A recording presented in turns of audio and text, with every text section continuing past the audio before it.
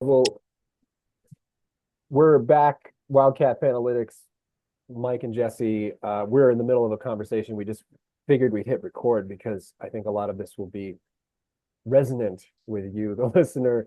And I think we're here today to kind of serve our sanity and get some perspective as fans and also dive into some sense making around the first Arizona sub 500 team since probably, I don't know when, Yeah, since since 2010. since getting FBI rated, basically, Yeah, probably. yeah, maybe Um, not even then. yeah, But you were just sort of lamenting the reviewing process, and just maybe let's just start there. I have some takeaways that I want to kind of like present to you, and I think you were in the middle of, you talked about some stuff with Davidson and so forth. So have yeah. at it. Tell us where you are as a fan and what you were noticing in the rewatching. Do I look happy? And do I look? I don't feel it. I don't feel like I do. Yeah, This is where we need background music, so we actually sustain just like constant positivity. yeah, it'd be like sad strings right now. It looks like there's a Um, puppy cage behind you. That's always helpful. there is, and where is it? There You we get a go.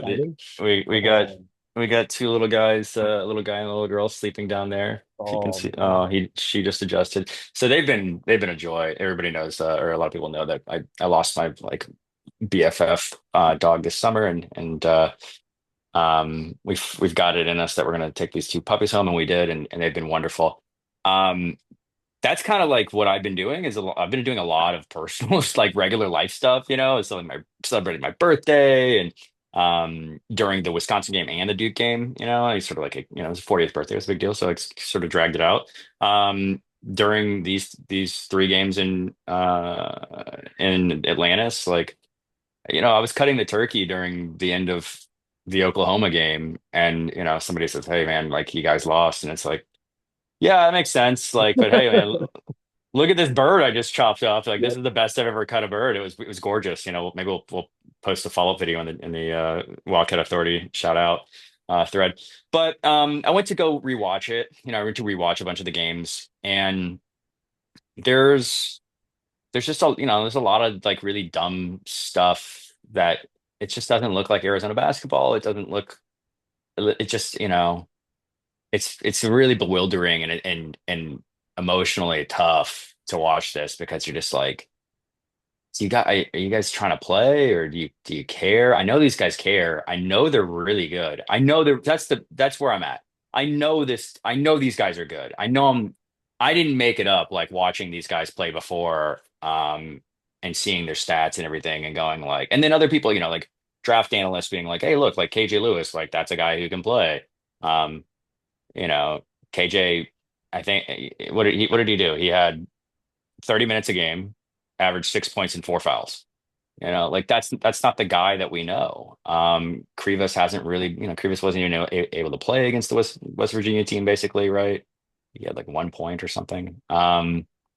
So it's bewildering. I do have a bit of faith in there, like somewhere, but um you were saying like we don't have control as fans.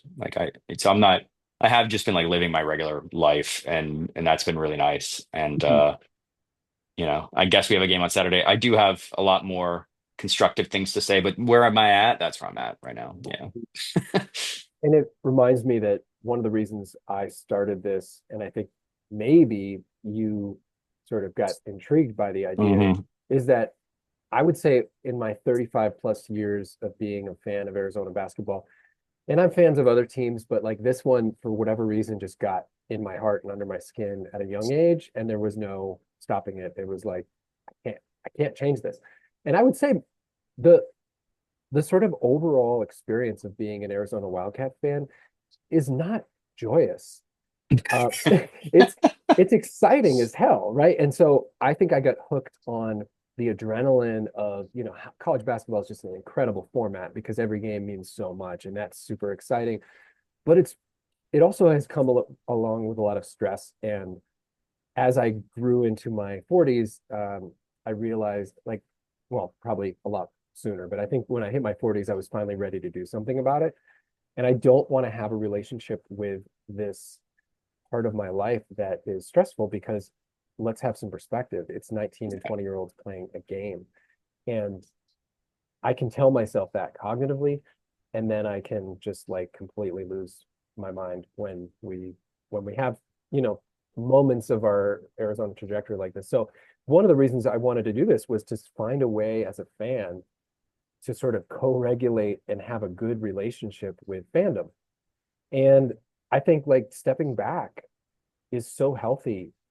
And I recognize in my own stepping back that there's this cultural judgment, like fair weather fan, Mm. bandwagon, like you gotta, it's almost like this cultural like martyrdom that you have to pay, you know? And and I think that's cool. I think like the Boston Red Sox sort of suffering model is is fascinating. In fact, I would encourage Arizona Wildcat basketball fans, if you haven't yet watched the Netflix documentary on the comeback, um, the Red Sox 2004 comeback. And I'm saying this as a Yankees fan. It was so awesome to watch that. It reminded me of a lot of what we go through as fans. So one thing that is a theme emerging with this team is this concept of control. And we're going to break it down into more basketball terms. But just, I think what you're responding to, Mike, is that I've questioned myself is if the team appears to, on some level, be less invested than I am, then of course I'm going to want to like opt out. Like imagine that with your business or with your family or with a friendship. Like, of course you'd want to opt out. And so it's this tough pull because it feels like a marriage, right? Um, so here's what I want to say. My first takeaway, and this is so perplexing. I I view this team, and I'm open to being totally wrong, but I have a pretty good sense of watching, obsessing over sports for 40 years and coaching. I don't think this team is lazy or doesn't care. My sense is I actually watched West Virginia. I didn't get to see that live. I had something else going on. So I watched the replay, and sometimes watching replays after we know the score is actually really freeing because I could just watch it with sort of a neutral expectation. I actually thought that game was our best defensive game and that we weren't above playing in the third place game, even after they made this big ordeal about coming back to find their mojo in the Bahamas and, you know, we're going to get 3 dubs and all this crap, right? They lose to Oklahoma. They got outplayed by Oklahoma. The defense was a mess against Davidson at Oklahoma. We're going to get into that in a second. And then if you watch West Virginia, some of our best defense was in that game, and the effort was fairly consistent in that game. Do we look confused and do we have a lot of work to do? Absolutely. But I think we've talked about this in the inverse, like the last 2 teams Arizona's had. What was so disheartening was that the focus and effort would wane. And in that case, it doesn't matter what scheme you run. We happen to also sort of have individual issues and have confusion at times. But if you don't have that fire lit as a collective, you're not going to get there. Conversely, if you do have that fire lit, you can overcome a lot of the individual type critiques that we see in pop culture. And the easy way to go in this place is to start looking at the roster. And I actually don't think that that's productive in last year's team. You and I kept saying it. We have all the pieces. Are we the 96 Bulls? No. But I want to tell you, fans, if you're out there trying to pick apart our roster, that is a normal response to wanting an easy answer. And the players are on the court, so they're the easiest ones to sort of point to. And yes, guys you mentioned have work to do. We're going to look at some of the stats. But also, I thought we had everything we needed to go all the way last year, or at least to go further than we did. I think we have some pieces. Hey, you and I both had other choices we would have liked to see in the portal. But when we look at the roster, do we have enough in a college setting to make something of it? Absolutely. And then it becomes on the coaching and the leadership. And I will say this, Tommy, whether it's lip service or not, has said many times, these guys were my first choice. I don't know if that's true, right? Because of course, like you got to kind of say that. But hey, you got to stand by it now. And he has said, this is the roster I want. Great. Now do something with it, right? But I just want to say for fans who are going down that rabbit hole of this guy's the problem, that guy's the problem, there's a team out there called St. Mary's that starts Paulius Morauskas, who couldn't guard a fire hydrant at Arizona and see the floor. And they're what, 8-1, performing much better than we are, and he's playing a bulk of minutes. So somehow they're finding a combination of scheme and personnel to win at this level. There's a team out there called Illinois that starts one Kylan Boswell, who led the team in scoring as they defeated Calipari's Arkansas Razorbacks. They're finding a way through it at a higher level than we are right now. So I don't think we're at the level of systemic functioning that we can even point to the individuals yet. I overwhelmingly agree. I think you so well articulated what I find to be the issue, and it's not the players in the court, or of course they're the ones actually scoring buckets or allowing buckets, but there seems to be, um, and we'll probably get into it deeper, but Listening, I'm just you, going to start looking up some clips. Yeah. please, yeah, and you can call, I guess you can call it confusion. I think that's a Yes. general term for a confusion about maybe role, maybe how people fit. Yes. I think that's a big part of this is, and then um, additionally, scheme largely, it, do our guys, I assume they know our scheme, but do they know it well enough to be, contenders? I don't know. Does Tommy know exactly what we're trying to do here? I hope. For me, a lot of this, to me, this really does fall back on coaching before it goes anywhere else. Yes. And that's okay because that means that, that's fixable.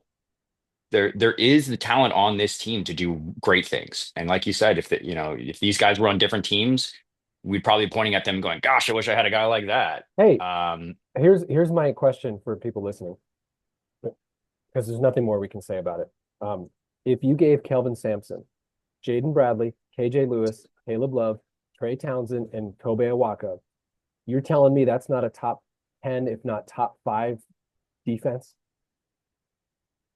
it's going to be, Come on. you know, I mean, those are three elite defenders and two really solid fifth year seniors who Trey Townsend's impressed me with his defense. I know Love kind of comes in and out, but when he's good, he's good. hmm I mean, but Sampson would say you're not playing unless, if Caleb gets beat off the dribble and he's sort of showing one of these half-ass moments, he's gone, he's out. And I'm not saying we have to coach that way, but I'm saying like the potential is there. the potential is there, which should that's my little bit of hope that I'm harboring, Yes. right? I'm not having a great time right now. I'm in the throes of it. I do just real briefly, I Yeah. do just want to Sure. respond to your thing about the fair weather fan thing and everything. You know, if I would hate, I also struggle with this, and I do find our talks and this pod has been therapeutic in a lot of ways. It's one of the reasons I keep showing up because I'm like, oh my gosh, I'm struggling with this team, but I know that talking through it with you is going to help. And thankfully, people also seem to enjoy it as well. Um, I would be remiss if we punch through when we punch through When? that I wasn't an engaged fan Right. that I just went into the closet, at halftime and found a hat to put on as I'm casually watching the game, like that would be a but so I am, I'm not giving up. I'm not walking away. I am finding a bit better balance, which is good. It's hard to watch. It's like a train wreck. So let's Yeah. let's go through some of the obvious stuff. And again, I'm interested in your commentary because I know you saw a lot of things that we're not privy to the highlights. Like people watching, we only can get what YouTube allows to show. If we could actually go through the ESPN Plus broadcast, a lot of the possessions do not make the highlight clip. So I'm sort of It's trying to pick some of it's that out. especially our good defensive possessions don't make highlights, right? Yeah.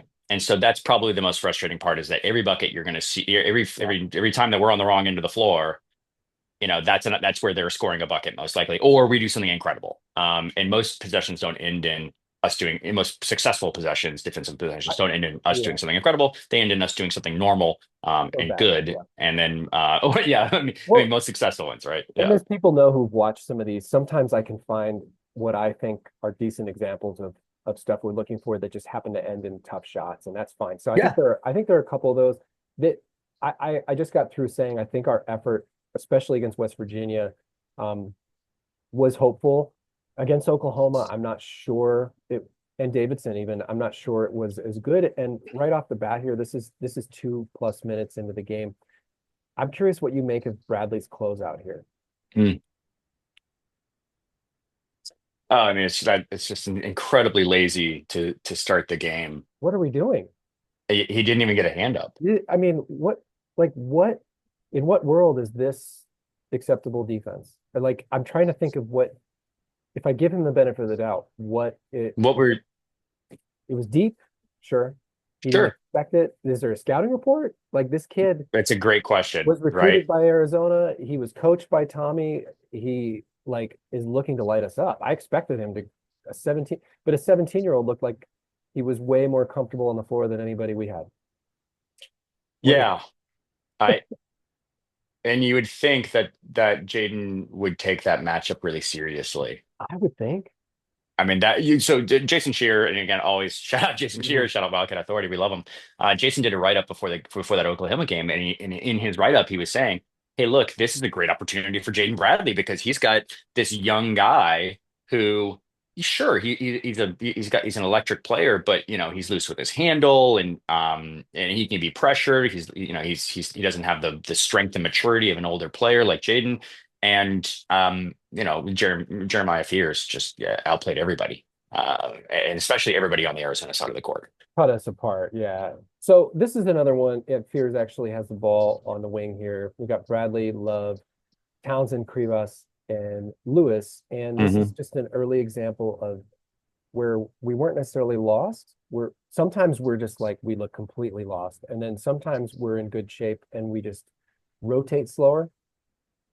And this is one of those. So here Krivas is going to play at the touch Yep. on the pick and roll. Which is fine. Oh my goodness, And it's just slow. it's So just like slow. actually everybody got to his man. It just was like a step late, right? So once you initiate this, right, we're looking for Caleb's watching. All eyes are in the right place. I would say this is like what we need, right? People are in a good stance, they're ready. And then Townsend's got to cover the roll man, right?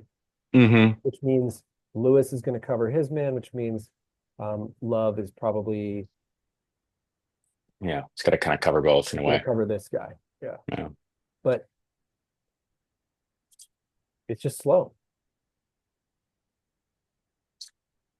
Yeah, and there was a lot of that. There's a I lot and of it. it, I said it looked like there were guys like accidentally ate an edible, and it was like persistent throughout. And I didn't get to rewatch the West Virginia game, and by the way, I completely agree with you that it is really helpful to rewatch these games after they've happened because you actually get to. Yeah. It's the only way that I get really good notes because you're not emotionally invested in each possession where you're just Yeah. standing like I don't know if you've watched like me, but I'm literally standing in front of the TV like, oh my God, oh my God, oh my God, thank God. Right. Um, but yeah, I mean the Davidson and the Oklahoma games, I either rewatched or I saw basically all of it, and those looked like we just happened to be there. It looked like we were, Davidson, we had great energy on offense, and yeah, it looked like we got back to more movement, but they just couldn't guard as well. So it's hard to. It was good. It was like a practice session of getting reps in how the offense is supposed to run at Arizona. yeah. But then that continued with less success in the next two games, though not no success. So we're going to look at that. But this is one more Hmm. sort of like pile on example, and I'm choosing these in particular because they're all in the first 5 minutes, which you would assume is when we are the sharpest. Exactly what I did for the Davidson game, where I focused on the very beginning because it's like are you setting the tone? Like where are you mentally? And it was a lot of this exact same stuff. Please roll the tape. And in general, more of a I'm trying to be objective about Krivas because he like Balo does a lot of things that are never going to get attention. He creates a lot of offense through walling off his man Hmm. and creating driving lanes. In this case, this is simple communication. So Krivas's guy is actually here, and this is, pick and pop fives are really tough to guard. This is a 5 out essentially. And so Lewis is sort of guarding two, and Krivas is helping on the ball with Townsend. Unfortunately, you don't get to see the whole possession, but let's just catch you up there. So then the ball's going to reverse to the big guy, and Lewis is going to just let him go. And this is a guy who shoots well from three. And so he's pointing, but again, the really slow response. Hmm. And then on a really sort of like haphazard closeout. It's not a closeout. It's not even, yeah, thank you. It's the same thing. It's not there's no hand high. I mean, this is really, really basic stuff. That's why it hurts our heart that's why I've been like heavy. It's not the loss. Yeah. If we had played like really tough and you go, gosh, man, I guess that was a really good Oklahoma team where they really caught fire, okay. Um, that's day one. Do you know how to close out? Yeah, man. I choppy feet, hands high, stay in your stance, play with energy. Sean Miller You stuff. j- Yeah. you just got into the game. The game just started. It's not like you're tired, Right. or unless that God dose edible just hit you, and then I forgive you. I understand, man. I get it. Um, it's tough. Now again because it's so basic, it is completely fixable. Yeah. It's completely fixable. And so that's where my brain goes to, well, is there something else here where these guys aren't on the same page or they're not meshed? I don't know if there's a chemistry issue or a lack of satisfaction with roles or a lack of understanding and buy-in of roles. I mean, that's really what it is. It's just a lack of buy-in is what I feel like. And I'm surprised to say that on a Tommy team. Yeah. Um, you know, it's I don't know. Yeah, And we it's wouldn't, bewildering. right? We Yeah, wouldn't. no, and I'm not in the locker room, It's and it's unfair of me to it's speculate like also that, honestly. it's also really easy. It's easy for fans to just sort of dump on the team and say like, oh, they're not trying. And I really tried to watch for that objectively, and I felt like the effort and the communication is there. And even if guys are fighting, that's actually good. Yeah. What you don't want to see is listless sort of collapse. And I didn't see collapse, man. Even the much maligned Anthony Del Orso, he's fighting down the stretch. He took a charge against West Virginia. Interestingly enough, and we don't have the film for it, um, some of our best sets, I thought, defensive sets came in the stretch where West Virginia expanded the lead to 10. And Mm. they hit a couple bombs. They had a couple of weird bounces and offensive rebounds. Some of our best sets, we had like 3 or 4 possessions defensively that went down to zero um, on the shot clock. Same thing with Oklahoma. The guy at the end of the game just threw that weird runner in. We're ranked, I think, 300 and some 60th in Ken Palm in terms of luck.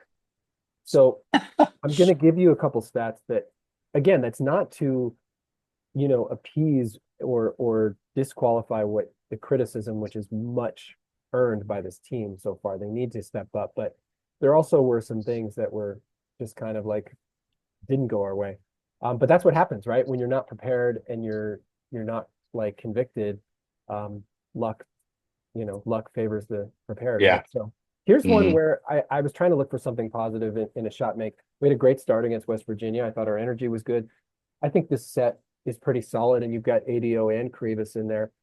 And this is a ball screen that I thought we did well on. But again, this guy hit like 4 shots from beyond 30 feet.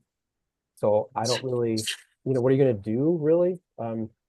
He is Dame Lillard, I guess. But here's Krivas with on DeVries on the ball screen. And so he's in a shallow drop and he's trying to limit the drive as we always do.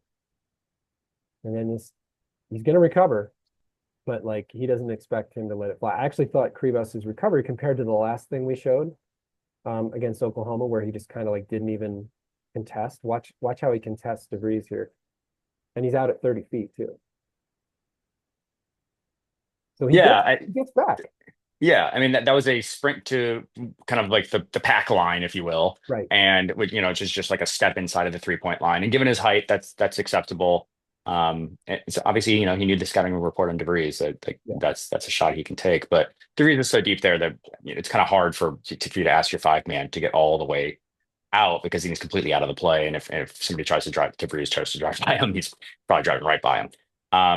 So no, that's one of those examples where you said where hey, there's going to be tape where they score, or the other team scores, but we actually did do some good stuff, and they just took a really tough shot and made it. So I'm going to give you one stat, Mike, and then I want to hear, an answer to one question before we move on to other stuff. Yeah. So I was looking through synergy, trying to make sense of some of this stuff, and we'll talk about the offense. The offense is fairly incremental. It's not actually that much different. It's just underperforming slightly, and I think it's pretty easy to see where that is. But I was looking through the defense, and I'm comparing it to last year and the other two teams. The one stat that jumped out at me was on so synergy breaks down jump shots versus rim, and we're actually at about the same distribution as we were last year. In fact, we're giving up 2% less at the rim. So we're actually forcing more jump shots. Here's the critical difference, and I don't know how the algorithm does this, but it labels jump shots as unguarded versus Hmm. guarded. Hmm. Take that for what it is. The big difference I found, and the only big difference I found, is that last year we gave up 1.2 points per possession on unguarded. The unguarded were 44% of the jump shots, which means we guarded about 55%. This year so far, we're giving up slightly, we're actually doing better, 1.14. But guess what percent of our jumpers are unguarded? That we're giving up, it's That we're probably like giving 70%. 84. That is I'll, marvelous. I, I'm going to take that and give you the flip side, and you're going to hate it. Um, on the flip side, on the offensive end, traditionally we've been about 50-50 guarded versus unguarded on the shots that we've taken. This year, in the four losses, 82% of our jump shot, our catch and shoot jump shots have been guarded. 82%. And then 84%, like you said, of the opponent's jump shot, catch and shoot jump shots have been unguarded. So This is a disparity on both sides it is unsustainable. it's I mean it's just like if you take away all the story that you have about Arizona, if you just look at these numbers, you're like, yeah, that team's gonna have a hard time winning. It, And it's and then you couple it's that with the offensive struggles, and it's kind of amazing that we've been as close in those games as we were. I mean, we actually possession here or there, we could have beaten both Oklahoma and West Virginia, even though you might say they outplayed us overall. We were right there and easily could have been playing against Louisville, who Oklahoma beat. So, easily could have been 5-2 instead of 3-4, and that still wouldn't have changed all these issues. yeah. So I think, you know, this is my question for you because we're going to have time for offense here. With all of our talk, you and I ad nauseum about ball screen coverages. Yeah. How would like what are you seeing through 7 games? How would you approach this if you're sort of taking this week to get ready for Southern Utah? You come back, you're sort of in a circle the wagons type moment. How are you approaching our defensive philosophy? I guess we have to just simplify and really just say, okay, like, look, I think we've been trying a bunch of different stuff. Let's just try two things. Let's probably go back to more of a softer drop. It doesn't have to be a super deep drop, but we probably have to go. Yeah, I saw multiple times where we were trying to play an aggressive hedge or, playing up at the touch, and just like that play that you showed, the big slips the screen and there's no rotate, like we're just nowhere to be found, and it's just an easy bucket. So I saw Awaka trying to close out, and then by the time he's even getting to the touch, the roll man's already going to the basket, and Yeah, he's slipped on the floor, I think, at one point, and it's just like we're not even there. not even So if you guys can't execute, the exotic kind of stuff or the more aggressive stuff, like okay, let's dumb it down. Let's just stick with the basics and at least do that well. Do yeah. one thing well. And then we can continue to try to get better as a team as we go on. And then obviously the other part is just being attentive as secondary defenders. And if we're not making if we're not if the offensive struggles are going to maintain, and I've said kind of repeatedly this year, it's a lot easier to play good defense when buckets are falling. That's been my experience. That's it's just jokes are funnier when you're winning, right? Like that's the old adage. Like that applies to playing defense as well a lot of times. But you can't you you need to just shake that off and just say, look, are we going to effing let these guys score because we're not keeping our head on a swivel and attacking like monsters? So that's the only two things that's structurally that I would just, it's not my favorite change.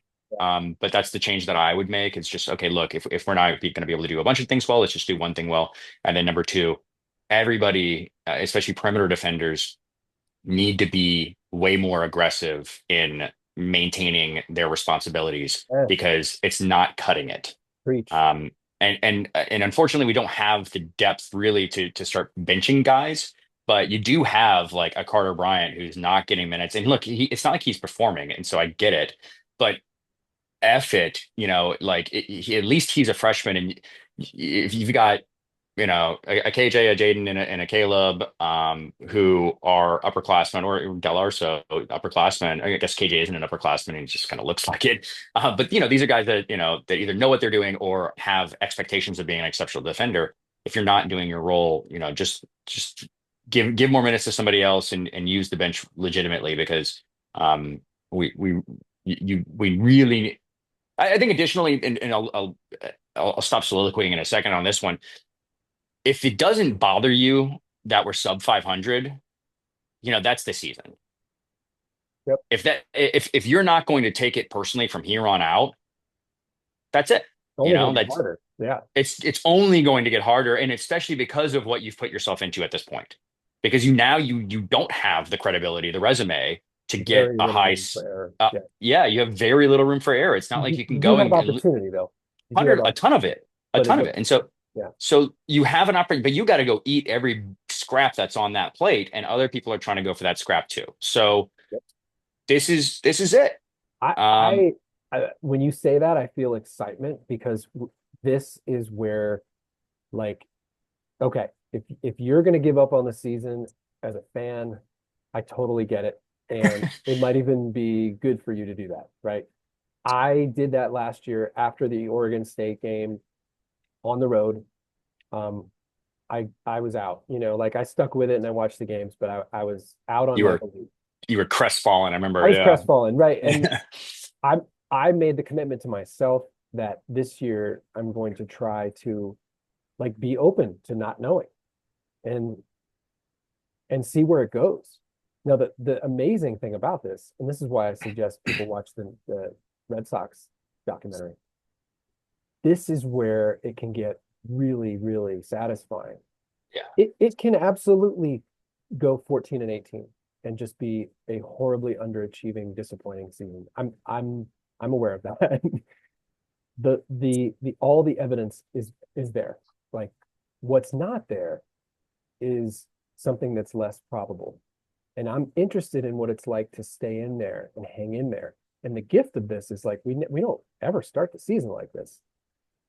Maybe Miller's first year, right? Um, this is a unique position, and their backs are against the wall. And this is a moment where it's going to be clear. There's no more hiding in the Pac-12. You are either going to step up and have an incredible redemption arc that we are all going to have an vicarious triumph, and it's going to be amazing, or you're gonna continue to have a really disintegrating season. And I think it really rests on who Tommy Lloyd is as a leader. This is a come to Jesus moment for him. All the cards are on the table. His job's not yet on the table, but this he will look back in his coaching career and say, this is a defining moment for me as a leader where I had to do X, fill in the blank. And it's probably not start someone and bench someone. It's probably how he leads, how he embodies the direction of the program, what he expects their focus to be each day. And it doesn't have to be like overly serious and militaristic, but it has to be from him. And so Yeah. I think there is a path here. I think it is slim, you know, but the offensive stats are down. And I think some of that is just inevitably going to improve because as much as we want to make dramatic stuff out of it, like it's guys just kind of finding their roles. You have Krivas who has not been practicing. He's barely in the stat sheet. He's only attempted he's only involved in like a tiny amount of possessions, and his efficiency, even though he hasn't looked stunningly impactful, hate to say it, folks are going to hate hearing it. He's actually, he's actually where the offense needs to go through more. And Lloyd said that. Yeah. Like if you're going to have him out there, he's got to be dominant because of how he limits your defense in certain ways. And if you're going to play that system, he has to get the ball, or else you can't have him out there. But when he does, even in this little in the small sample size, look at his like free throw rate, his true shooting percentage. If you have a guard like Caleb Love, who is taking an enormous amount of shots, who's shooting 38%, 28% from three, I don't care what you think about Caleb Love. That team is just really limited in its offensive ability. And it's not his fault, but it can't, however it comes about, it can't end up this way. It's just super inefficient. Yeah. Or he has to start shooting 40% from three, which over 4+ years, he's never been able to achieve. So that's less likely to me. And I Which one think is more likely? the coach has to be able to redistribute. So one thing I thought that, can I just go through what I thought were some good things that came out of this weekend? Yeah. I thought we did accomplish establishing more of a offensive role for Anthony Del Orso. He is even in his limited time, like his stats are already sort of coming more to fruition that you, Bubbling up. yeah, he's bubbling up and he's really only just starting to get comfortable. Um, I thought his defensive fight was excellent. I know his defense on the ball is not excellent, No. but what I'm looking for at this point is who can compete. And like you said, to me, it's not that we lose, it's how we lose. And I'd rather have ADO like get trying to take a charge and being a step late than, somebody half-heartedly closing out who should be a all-world defender. Yeah, and we hate to like point the finger negatively, but it is just the facts. And if you look at the tape, it's just like, you got Bradley like just gently swiping at a ball and Right. then leaving open a catch and shoot shooter, or uh KJ like not rotating because he's just not paying attention. And so yeah, everybody's having defensive issues, but I'd rather see defensive issues like Townsend. Like Townsend can get bullied, but he mostly has been at least trying and in the right place. And I Oh think yeah. I think No, Del Orso is in that same category, right? And so totally. I'd rather see guys fail because they were in the right place and they just got worked. Okay, man, like that's gonna happen. Then hey, like you have this incredible opportunity to be an incredible defender, and you're just like, Well, but I yeah, mentioned this summer that these guys who come off the bench their first year and they get to be that spark plug, that defensive, like that's how they're earning. When they mm, get to that level of starting, then do they have that same mentality? And it looks like sometimes we do. I thought Lewis was awesome against Cooper Flag, and he had some really huge moments. I mean, when he's dialed in, he it's is great. he's Chris Rogers plus, and Yeah. um, so I think it's gonna rest on, like you said, what do you guys really care about, and can you do the work? It's not like we're talking about bridging a huge gap here. I think a lot of this really tightens up if they can get clear on what they're running and they can commit to running it together. Yeah. Then I think we're a solid defensive team, and a lot of these numbers start to tip. The offensive numbers will improve. We're at 0.95 uh, PPP, and that's really It's low. really low. Yeah. Yeah. So we're just Yeah. not that efficient. But I think as Krivas gets more comfortable, you're hoping. One thing that I thought was really positive in the Bahamas, we found a way to get Trey Townsend touches, Mhm. and he was great. I mean, his efficiency is really good. He's proving me wrong mostly, and he looks like he's more assertive. He can take people of various sizes off the dribble, and he can score at the rim. He can hit an open three. He's making his free throws. He he is doing his part for the front court. Now we need to get the 5 man in a position to be um, a threat for that opens up all the driving lanes and all the stuff. 1,000% agree. And so, if you look at the advanced stats, Krivas isn't underperforming what Balo did last year kind of meaningfully in terms of advanced stats. His true shooting and effective field goal percentage is slightly lower, but not insanely lower. Percentage of shots, it's not insanely lower. It's minusculely lower. The bigger issue is just he's not really playing many minutes. Yeah. So if you're able to get, you see Ballo out there for 30 minutes a game sometimes, and you've got Krivas getting 20 minutes a game, and so the offense, for half the game doesn't have that really effective big center in the middle of it, and instead you have Toby Awaka, who we all love, Yeah. but he's not going to be an offensive hub for any team, Yeah. not this season. Similarly, if you put, you can't slide Townsend in there and expect him to really bully as a 5 man. At least that's not what we're doing. So I completely agree that if we're able to get Krivas up, and why isn't he there? Well, he had this foot issue, and he's been working back from it. Tommy has said, he expects him to get back to 100% in the month of December. So that's an acknowledgement that there has been some recovery period. So silver lining, like Krivas can get there.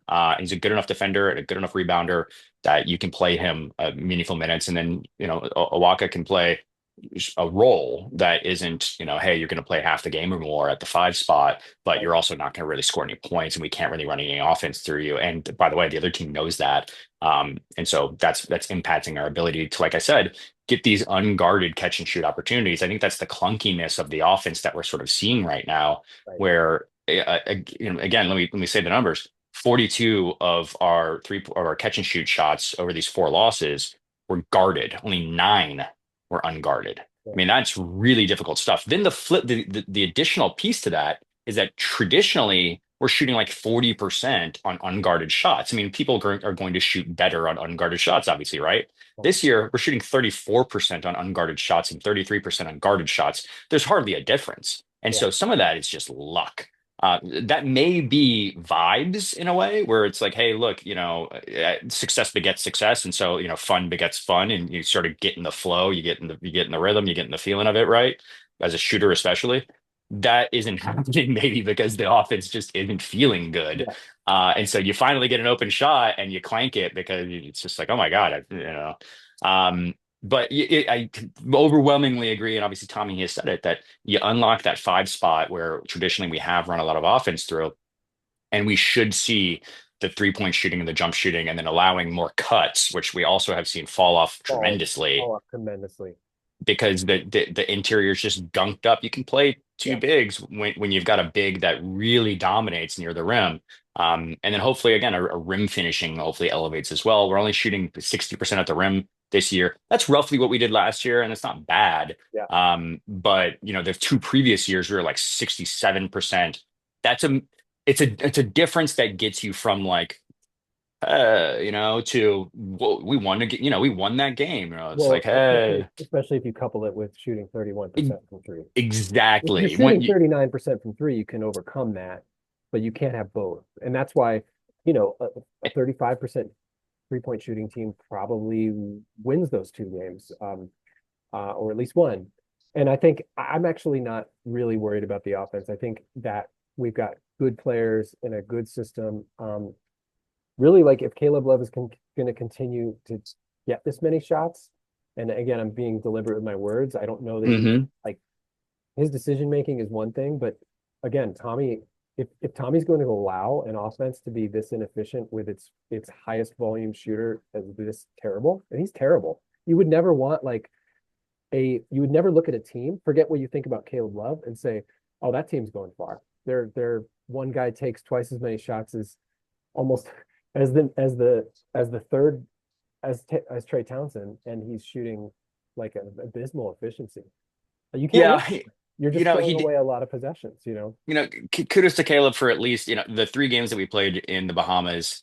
I think he scored efficiently. I think he averaged like 20 points a game, and so I think he did turn a corner a bit. But completely agree that you can't have 18 shots for Caleb and 10 shots for the next guy and think that that's going to be a productive offense. And then additionally, we got out assisted in every single one of those games in the Yeah, Bahamas, and that's indicative of like, are we sharing the rock? Like, is this the Arizona team, an offense that we know and recognize? It's yeah. it's not a one It's man not. show. It certainly No. shouldn't be the one man Caleb Love show. It's unfair to him. We said all summer that we thought we have this scoring talent around him now that he shouldn't have to feel that responsibility. That scoring talent hasn't yet shown up. Maybe part of that is that we're not connecting on these passes. I do think structurally that there are issues with the offense. Maybe it's Yeah. just Krivas being unlocked. Maybe it's the five man being unlocked. But I think that Tommy does need to put all these guys, but really I'm thinking about the three main kind of like, hey, guys that can load up on 20-point games. That's Caleb, that's Trey Townsend, and that's Anthony Delorso. Please put them in opportunities to score Yeah. really efficiently. And that happened in the Bahamas. And I think, again, I thought Caleb looked really good, and I really appreciated how hard he played. He's a competitor, but if you're going to shoot 28% from three and you're going to take a bulk of the shots, like the math just doesn't work. So The math isn't somehow, mathing. somehow structurally, we have to. I want to see Townsend and Krivas get more opportunities, and I don't think I'm not putting that on Love. I'm putting that on Tommy. Um, it, we need to get those guys to the free throw line. Love's free throw rate is even worse than last year at this point. Mm. He's not getting to the line. We started to our free throw shooting's now sort of where we expected it to be. We shot in the mid 70s in there, and I think we can be a really good free throw shooting team. But if Jaden Bradley and Caleb Love are by far and away your two most dominant field goal attempters, which is what we are right now, it's just hard to Mhm. see a team like that being consistent. We need to get more efficiency. Like 2 point shots at the rim from Krivas is one of the best shots in all the game. Yeah. And you can hate me for it. And I know that Krivas has trouble with his side of the bargain getting there, and that's on him.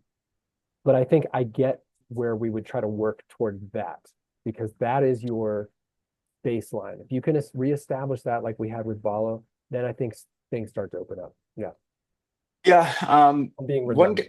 Yeah. one guy, no, not at all. One guy I'm really curious about. We didn't Mm. see him in the Bahamas. I'm really curious about Henry Vasar. Yeah. I thought he played really well to start the season. Obviously, that's a easier task against those teams. Um, didn't play super well in the Duke game, but he did play 13 minutes. He didn't He played. score super. I thought he was Didn't up for the fight though. He played hard. Yeah, and I feel like he is up for the fight. When I've Mhm. seen him, it's not like I'm like, oh yeah, this guy just shouldn't be on the floor or he's not interested in being on the floor. What I do see is what I said from the beginning is, oh, this guy seems to really understand the offense and he seems to really know what he's doing out there. What I especially have enjoyed has been Caleb and Henry together. Their two-man game, Yeah. and it's unfair because we have so little of it, but I swear every time I see them in a two-man game, I'm like, this cooks. Yeah. Like these guys have good chemistry and they're so dangerous offensively. And they really, I mean, Henry really is dangerous offensively. It's Um, it's almost like the problem we have is that between the three centers, they cover everything really well, but none of them has the requisite sort of like necessary strengths to be the guy. I think Henry might be the closest if you had to, but then you're giving up a lot in other areas. But I also think Bryant. I think Bryant is coming. I think his energy looked really good. I know he's struggling with confidence right now, clearly, but his defensive improvement from the red blue to now is striking. Again, he's a little bit of like got that puppy yeah, confusion. That's fine. I'd rather make mistakes of excitement and aggression, and we can build on that. I think he becomes a valuable player down the road as he gets more comfortable in the schematics and the IQ piece, because he can switch on anyone. And we don't really, and that's where the defense becomes unlocked, I think. hyper excited about, and it seems silly if you look at like the stats. You're like, why would you be excited about this guy? We know who he is. We've seen his tape. We know what kind of player he can be. Hyper excited to see his blossoming, Yeah. and it really, like you said, it really could change this Thank you. team. And so there are multiple avenues where I have confidence, or at least I have optimism There's hope. to, I know you, yeah, hope. yeah. Yeah. Well, So. as we wrap up here, I'm going to say watch for Carter Bryant this weekend. Mm. Watch for him to not just be a standstill 3 point shooter. I think we got to get him attacking. Totally agree. We got to get him attacking. We got to get, It's his best skill. yes, he His wants to best shoot. skill Yes. is he can start on the perimeter, but attack, but starting on the perimeter to press into the interior, I think that is really where, Yes. yeah. My prediction is by the end of the non-conference, our offensive efficiency numbers will look more like last year, and the season will be hinging more on the defensive numbers. And can we get that together? So if you're watching this weekend, Southern Utah's should be a team we handle. They've got a guard, a big guard who can score. So, again, it could be one of these games where you see some frustrating pick and pops and penetration threes. Let's see how we handle it. Let's see if we can look more individually accountable and collectively organized. That's my hope. Yeah. Um, yeah, that's all you can look for at this point, Yeah. right? Let's start there. And does So, it does Krivas take a step forward to really assert himself and say, like, this is my court? Because that's what he's lacking. He definitely, like, I get why people don't have confidence in him because he doesn't have confidence in him. yeah, But he's 19.